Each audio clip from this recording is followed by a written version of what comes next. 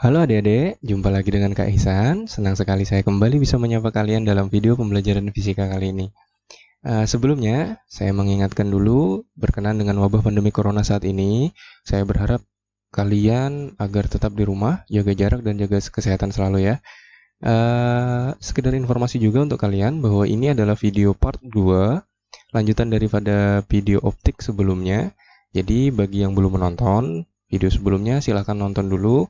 Linknya saya cantumkan di bawah ya, di deskripsi ya. Baik, pada kesempatan kali ini kakak akan menjelaskan kepada kalian tentang pemantulan pada cermin datar. Oke, yang tentu jadi pertanyaan kita, yang pertama selalu adalah apa sih itu pemantulan cahaya ya? Nah, pasti ini. Kemudian yang kedua, memang ada apa sih dengan cermin datar? Nah, untuk menjawab pertanyaan kalian, ya kita akan bahas secara spesifik satu persatu. Ya, yang pertama dulu adalah pemantulan cahaya. Nah, sebenarnya secara sederhananya pemantulan cahaya itu adalah terpantulnya cahaya kembali dari sebuah benda. Jadi misalkan kakak punya sebuah batu, ya, misalkan ini ada batu. Nah, kemudian ada cahaya datang, kemudian cahaya ini mengenai batu tersebut dan dia terpantul kembali, ya. Nah, jadi inilah yang sebenarnya dinamakan pemantulan cahaya. Pada konsep ini sebenarnya pemantulan cahaya ini sebenarnya ada yang namanya sinar datang, ini namanya sinar datang, yang ini namanya adalah sinar pantul. Nah, selanjutnya, kalau kalian mengingat kembali pada video sebelumnya, kita sudah tahu bahwa pemantulan itu terbagi menjadi dua, yaitu pemantulan baur dan juga pemantulan teratur. Ada dua ya. Nah, pemantulan baur sendiri ini biasanya terjadi pada benda-benda yang sembarang nih, seperti kayu, batu, tanah, dan seterusnya ya. Misalkan apa lagi ya, misalkan kursi, meja, dan seterusnya. Nah, sementara ini biasanya terjadi lebih spesifik. Contohnya dia pada cermin. Nah, kemudian lagi kalau kalian ingat bahwa ini biasanya agak tidak menyilaukan cahayanya, sementara pemantulan teratur itu biasanya lebih menyilaukan. Oke, kira-kira seperti itu ya. Nah, untuk membahas tentang pemantulan cahaya ini, nah ada nih sebenarnya fisikawan yang pertama kali merumuskan tentang pemantulan cahaya. Namanya adalah Wilbrod Snellius. Nah, supaya akrab kita panggil Snellius saja ya. Nah, Snellius deh. Oke, namanya Snellius. Nah, Snellius ini dia merumuskan nih yang namanya pemantulan cahaya. Oke, seperti apa sih pemantulan cahaya menurut Snellius itu? Nah, coba kalian perhatikan gambar berikut ini. Di sini ada gambar sederhananya seperti ini. Anggap yang di bawah ini adalah cermin ya ceritanya ya. Nah, pada cermin ini ada seberkas cahaya. Jadi ada satu buah cahaya, anggap saja. Ini namanya sinar datang. Jadi yang warna biru ini namanya sinar datang. Oke, saya tulis di sini sinar datang.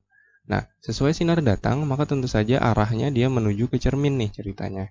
Kemudian, setelah dia mengenai cermin ini, sinarnya memantul nih, ya. Saya gambarkan di sini berwarna merah. Nah, ini namanya sinar pantul.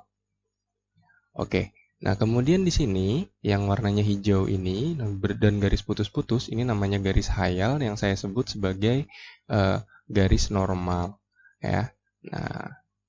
Nah, kalau kita perhatikan di sini, menurut Snellius sebenarnya hukum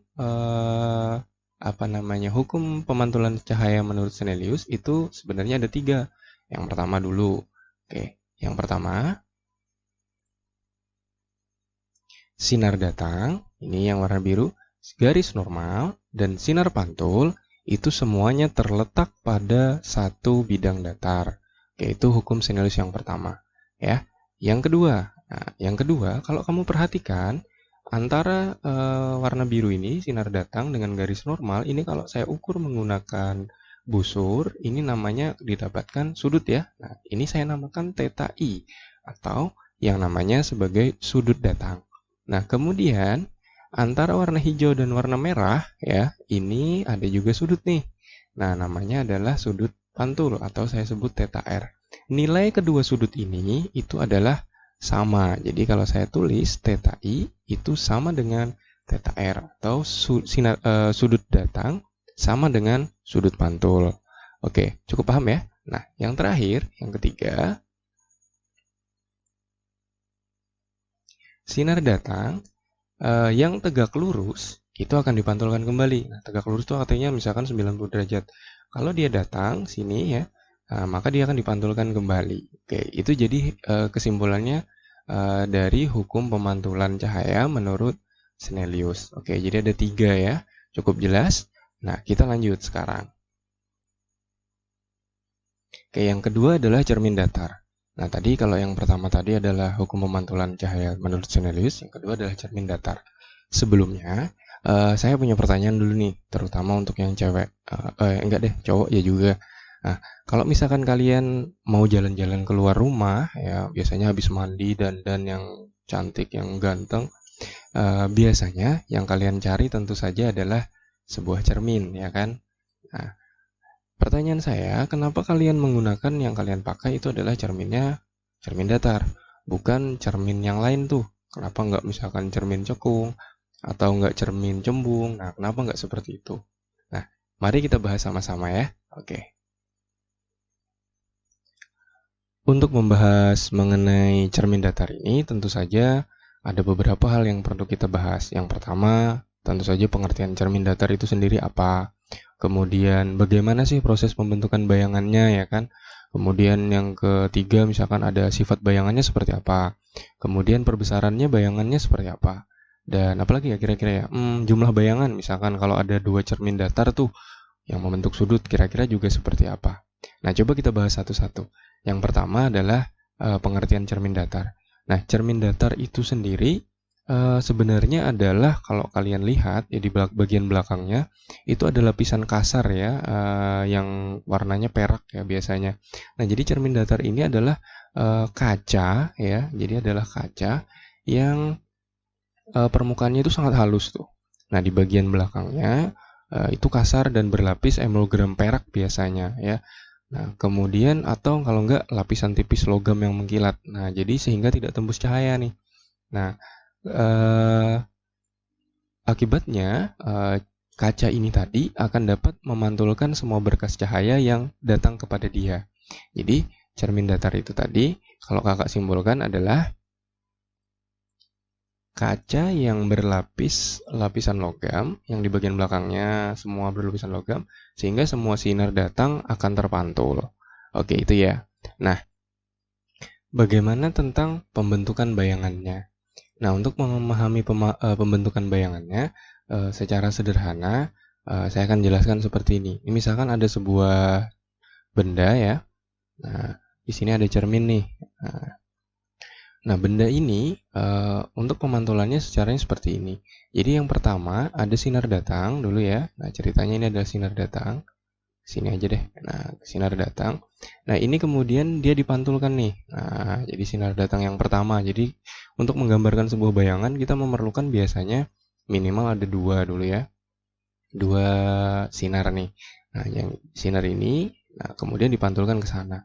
Kemudian sinar yang kedua ini sama nih. Ya, dia sinar datangnya seperti ini. Kemudian dia dipantulkan juga seperti ini. Nah, syarat pemantulan ini kalau kita mengingat tadi hukum Snellius dia harus sama nih. Jadi sudutnya antara sini dengan sini adalah sama nih. Nah, ini sudut theta I sama dengan theta R-nya. Nah, yang di sini juga sama nih. Nah, ini juga sama nih kalau kita garis putus-putus ya. Jadi ini harusnya sudutnya sama. Nah, ini sudut sinar datang yang kedua. Ini sudut sinar pantul yang kedua. Nah, dari sini ini kita akan tarik nih. Ini kan ada sinar pantul ya. Nah, sinar pantul ini kita garis putus-putus nih, garis putus-putus nah ke sana. Nah, kemudian yang ini juga sama nih. Ini juga kita garis putus-putus nih. Nah, garis putus-putus seperti ini. Nah, titik pertemuan mereka, mereka bertemu kan nih. Nah, pertemuan inilah akan terbentuk bayangan. Nah, jadi di sini kalau kita garis putus-putus juga, nah inilah yang dinamakan bayangan pada pembentukan daripada sinar cermin datar. Jadi seperti ini ya. Nah, karena bayangannya ada di belakang sini, nah ini nanti akan saya jelaskan nanti tentang sifat-sifat bayangannya seperti apa ya. Nah, bayangannya, kalau kalian perhatikan, karena dia berada di belakang sini dan terbentuk dari perpotongan perpanjangan dari sinar pantul, itu dia dinamakan sebagai bayangan yang maya. Oke, seperti itu ya. Kita lanjut. Bagaimana ceritanya kalau misalkan kalian ingin melihat sebuah benda? Kalau ini kan pembentukan bayangan secara biasa ya. Nah, sama nih. Saya gambarkan di sini ada cermin ya ceritanya. Nah, di sini misalkan ada sebuah kotak nih. Nah, ada sebuah kotak ya ceritanya. Dia berdiri di depan cermin nih. Nah, kalian mau lihat nih bagaimana dia seperti apa ya? Apa namanya bayangannya. Nah, kita taruh aja mata kamu ceritanya di sini ini. Mata kamu melirik ya. Nah, caranya sederhana. Kita bisa melihat sebuah benda itu ketika ada sinar datang atau sinar pantul. Sinar yang sudah dipantulkan oleh benda ini oleh cermin itu masuk ke dalam retina mata kita. Jadi secara sederhananya adalah seperti ini. Nah, saya gambarkan dulu ya. Oke, coba kamu perhatikan. Di sini ada 4 sinar ya ceritanya ya. 4 sinar. Di sini yang warna merah itu merepresentasikan adalah benda yang terkena bagian bawahnya. Sementara yang merah ini, yang hitam ini dia untuk bagian atasnya. Jadi ini ceritanya ada sinar ya. Dia menuju cermin, kemudian cermin ini dipantulkan ke mata. Kemudian pantulannya ini dia membentuk garis putus-putus di sini. Ini adalah perpanjangan dari sinar pantulnya ya, jadi namanya ini perpanjangan sinar pantul. Kemudian yang ini sama yang hitam dia menuju ke atas ya, kemudian dipantulkan masuk ke mata, kemudian garis putus-putusnya atau perpanjangannya dia sama ke sini. Nah, akibatnya apa? Setelah dia terbentuk ini, maka ini akan terbentuk sebuah bayangan. Nah, jadi perbentuk bayangan adalah seperti ini. Ini proses ceritanya kamu bisa melihat sebuah benda yang berada di depan cermin. Secara simpelnya seperti itu. Paham ya? Oke, kita lanjut lagi. Selanjutnya adalah perbesaran bayangan. Nah, bagaimana perbesaran bayangannya? Secara sederhana, bayangan yang terbentuk daripada cermin itu sebenarnya sama ya. Nah, sekarang kalau kita tuliskan di sini, secara sederhana rumusnya M sama dengan H aksen per H sama dengan S aksen per S sama dengan 1. Maksudnya apa sih rumus ini? Nah, maksudnya adalah bahwa benda ya, antara bayangan dan bendanya itu perbesarannya adalah 1 kali atau sama. Jadi tinggi maupun jarak dari bendanya itu sendiri itu adalah sama ya. Jadi tidak ada yang diperbesar, tidak ada yang diperkecil. Coba aja kamu perhatikan ketika kamu bercermin pada cermin datar, maka wajah kamu itu perbesarannya sama seperti apa adanya ya. Itu maksudnya daripada rumus ini. Nah, keterangannya ini sudah saya tuliskan bahwa H aksen itu adalah tinggi bayangan, H adalah tinggi benda, dan seterusnya. Oke, kita lanjut. Nah, selanjutnya adalah jumlah bayangan pada cermin datar itu yang tidak terdiri cuma satu. Jadi ada 2 misalkan, ada 2 cermin. Nah, seperti apa ya kira-kira? Nah, kalau misalkan kamu menyusun ada 2 buah cermin ya atau lebih tuh misalkan dengan sudut tertentu, nah biasanya kan bayangannya ada agak gimana-gimana gitu ya, pasti agak bingung ya. Nah, seperti apa sih sebenarnya? Oke, coba kita bahas sama-sama. Misal nih ada sebuah benda seperti ini diletakkan di depan cermin. Cerminnya ada 2 nih ya. Ini ada cermin 1, ini ada cermin 2. Nah, kemudian pasti bingung nih, bayangannya ada berapa ya? Sebenarnya kita bisa menggambarkan ya, kita gambarkan seperti cara yang tadi. Nah, tetapi ada cara yang lebih simpel. Nah, kalau kita tinggal melihat sudutnya seberapa. Nah, sudut theta yang dibentuk ini ada berapa sebenarnya? Kalau misalkan sudutnya kita ketahui, ya, misalkan seperti ini ya, ini 90 derajat sudutnya. Maka saya bisa berikan rumus nih yang paling gampang. Rumusnya adalah N sama dengan 360 derajat dibagi theta dikurang 1. Nah, itu adalah jumlah bayangannya. Jadi sebenarnya sederhana sekali. Jadi yang penting kita tahu sudutnya ini berapa. Nah, kalau ini theta ini kita tahu sudutnya, tinggal kita masukkan dengan rumus ini saja. Jadi jumlah bayangannya di mana N ini adalah jumlah bayangan ya. Kira-kira seperti itu. Nah, mudah sekali ya. Oke, kita lanjut lagi.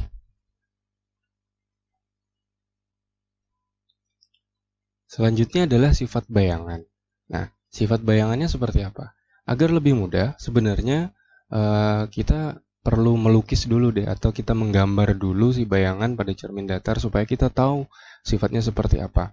Nanti kalau sudah tahu, bisa kita ingat dan kita hafalkan. Nah, jadi yang pertama, kita perlu belajar bagaimana melukis pembentukan bayangan pada cermin datar. Caranya sebenarnya mudah, sederhana sekali. Sama seperti tadi ya, misalkan ada sebuah cermin nih. Nah, anggap saja ini cerminnya berdiri. Nah, kemudian bendanya terletak di sini. Nah, caranya kita memerlukan ada dua buah sinar ya yang kita bisa pakai. Nah, seperti sini dari titik-titik ini saya garis putus-putus ini ke sini, ini adalah jarak benda ke cermin. Jadi kalau kita namakan ini adalah S yang tadi. Nah, ini misalkan ini cermin ya. Saya tulis cermin dulu. Nah, kemudian kita memakai dua sinar nih. Sinar yang pertama seperti ini.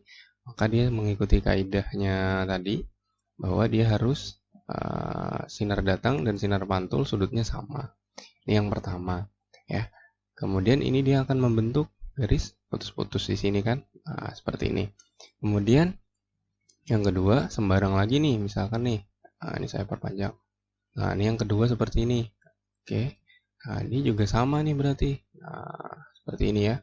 Nah, maka dia nanti akan membentuk lagi garis putus-putus ke sini. Nah, pertemuan dari ini tadi, inilah yang dinamakan dengan bayangannya. Jadi ini adalah bendanya, ini adalah bayangannya. Nah, kalau kita lihat ini jaraknya ternyata juga sama nih. S-aksen juga sama ya. S-aksennya sama atau jarak bayangannya sama dengan pada S ini. Nah, sekarang saya akan kasih tahu bagaimana sifat-sifat bayangan pada cermin datar.